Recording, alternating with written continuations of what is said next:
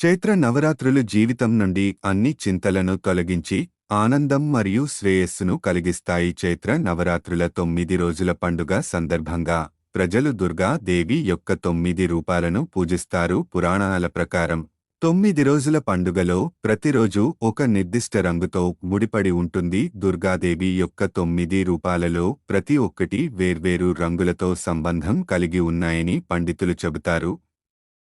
ఇది శుభప్రదమైనది. నవరాత్రుల మొదటి రోజు మార్చి 30 ఆదివారం. ఈ రోజు ఉదయం 6:00 నుండి మధ్యాహ్నం 2:00 గంటల వరకు ఘటస్థానం నిర్వహించడానికి ఉత్తమ సమయం. నేడు ప్రజలు మాతా శైలపుత్రిని పూజిస్తారు. ఎర్రని దుస్తులు అమ్మవారికి కట్టాలి. ఎరుపు రంగు శక్తిని, ప్రేమను సూచిస్తుంది. ప్రతి సంవత్సరం మాతా రాణి ఏదో ఒక రకమైన వాహనంపై స్వర్గం నుండి భూమికి ప్రయాణిస్తుంది. ఈ ఏడాది మాతారాణి ఏనుగుపై స్వారీ చేస్తూ భూలోకానికి రానుంది.